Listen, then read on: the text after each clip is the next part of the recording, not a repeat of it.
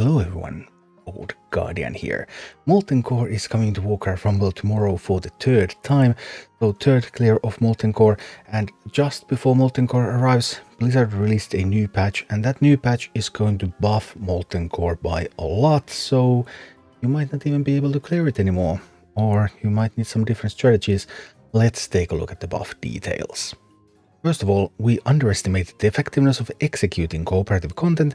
To bring it more in line with other options, we've reduced execute damage to all raid and siege bosses. So this is going to affect various strategies. There's all sorts of Jaina, defend and spam execute strategies, although I haven't cleared any of the bosses with that. But people who have done that, well, it probably doesn't work anymore. We don't have the numbers on execute nerf yet, so I can't say for sure. But yeah, that looks pretty tricky. It doesn't say that it would affect the mini bosses at all. So for example, the Lucifer and the Dominator Lieutenants. So I expect that those can still be executed at will, as well as Major Domo Executus. The minis are not considered bosses, but those will have to be tested. Also, the race at the very end against Ragnaros, where you spam execute and whelps and stuff on Ragnaros, that can also be affected. So a lot of changes. Another generic one, various raid and siege bosses will now take highly reduced damage for a few seconds at phase transitions.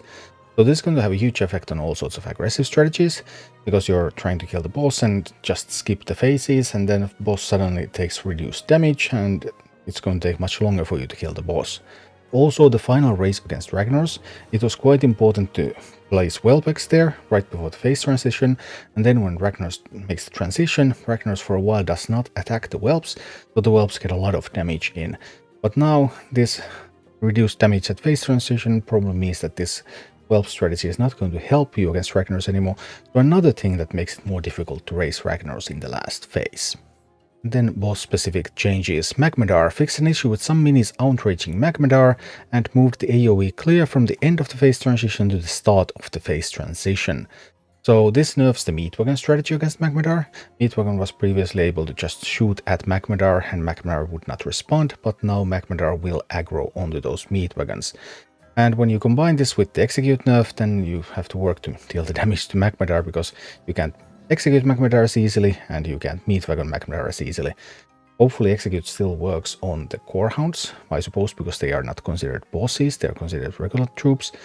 But yeah, a little bit of work needed on Magmadar, nothing too impossible probably, because you are already able to just get your attacks in and get Magmadar down, so a little bit of tweaking with Magmadar strategies. And then an actual nerf to Garr. Increase the time between ticks for the phase 2 and 3 channeled earthquakes, reducing their overall damage. So now it's going to be easier to keep your second death ball alive against Garr. That's going to go through in phase 2 and 3. And yeah, that sounds nice. Garr is not going to be as much of an obstacle anymore. But how much does that help? Because Baron Geddon is going to get the most buffs. Geddon will now apply burn to everything he hits. Previously this only applied to towers. In addition, burn damage has been increased slightly. So more damage to everything that Geddon hits, more damage to all of your chimeras, gargoyles, whatever you be using Grommash against Geddon. Geddon's health has been increased, okay, so more difficult to ambush Geddon. Added an AoE clear to each phase transition. Okay, so you go in with something like chimeras, and then Geddon just clears them at phase transition, and then there's going to be multiple of those. Yeah, and then there's also the Lava Tornado, now damages player towers and has slightly increased movement speed. Lava Tornado is the thing that Geddon summons at phase transition, the lava pool that moves around but hasn't really done anything before. So that AoE clear at phase transition, combined with all the other things, may prevent killing Geddon with single push, may prevent getting Geddon kill overall without taking towers, so Baron Geddon strategies are the most likely ones to be completely redone after these changes. This is huge buffs to Geddon. And then there is Golemagg, fixed an issue with some minis outraging Golemagg, fixed an issue with Golemagg being unable to attack whelps if they hatch too close. Also, Golemagg's rotation speed and attack angle have been adjusted to increase efficiency at clearing out large groups, particularly of the flying fire-breathing variety, which means whelps. Minor damage increased to Golemagg's melee and to rune burn damage. So whelp strategies hit very hard. Whelp strategy was only the second best strategy against Golemagg though. The Chimera strategy was already the superior way to kill Golemagg. Now whelp strategy is probably out of the way, and Chimera strategy might still work. There's nothing here that immediately invalidates the Chimera plan, although it's going to make it a little bit more difficult at least because of the increased damage from Golemagg. But maybe Chimeras will still work on this boss. But that doesn't really help if you can't kill Geddon too. And finally there's Ragnaros. Meatwagon's rage was being used to attack Ragnaros from an unintended position across the lava. I thought it was intended, it seemed like planned from the start.